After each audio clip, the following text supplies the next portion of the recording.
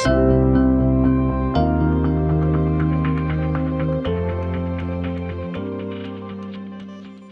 again, Emil from Performance by Design here with another session today called Bring the Belonging Cues. Now, if you are a corporate leader and you want to learn more about how to build a high-performing culture and the levers that drive this internal security, safety, and performance, you've got to read The Culture Code. Dan Coyle, also the author of The Talent Code, which is another great book.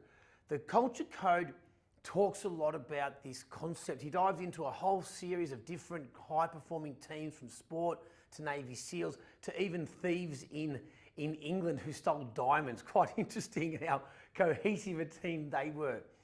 But he talks a fair bit about this concept around belonging cues, okay, and creating the environment inside of your organisation that helps your team feel safe and connected, and that you have a future together. Now remember, let's go back a little step here. Your job as a leader is to create conditions for others to perform, helping your team influence them, how to empower them and get the most out of them. That's your focus as a leader, okay? And these belonging cues are ultimately little positive and often interactions amongst the team. Let's go through a few different examples and what we can do internally, okay? High eye contact, pretty sort of basic one, but very important, and something that he saw a lot of leaders miss, but the great leaders didn't, okay? Physical touch, fist bumps matter, okay? Stories of Greg Popovich, the famous San Antonio Spurs coach, always talking to his players in close proximity, holding their elbows, constantly touching to build that safety. We are safe and connected. We have a future together. This is what belonging cues do. Lots of short, energetic exchanges.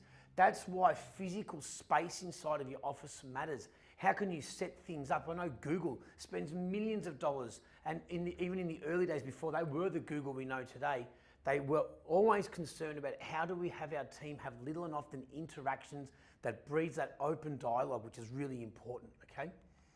Humor and laughter, now this is a really important one. What we want to avoid though in relation to this is not deliver it as feedback. We know that feedback as humor is not great. It breaks safety, especially sarcasm. I learned recently that sarcasm comes from ancient Greek times and means to tear flesh. Very interesting, isn't it? So humor and laughter in the nice sense, but not delivered as feedback or sarcasm. Attentive listening leaders. Let's get used to and into the habit of avoiding butting in. The great leaders let their people talk. That's an empowering mechanism, isn't it? And just small attentive courtesies, saying thank you. Creating that safety is so, so important, isn't it?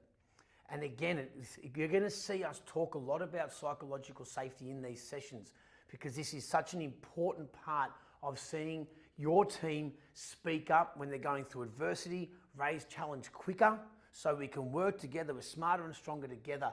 And these belonging cues, what I've learned from the book, these belonging cues curates and creates psychological safety.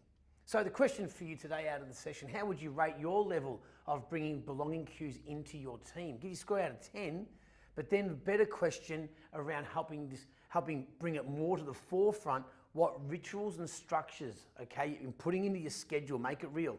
What ritual and structures can you insert into your schedule to elevate your level of belonging cues and building that psychological safety inside of your organisation? There you have it. Bring the belonging cues. My name's Emil from Performance by Design.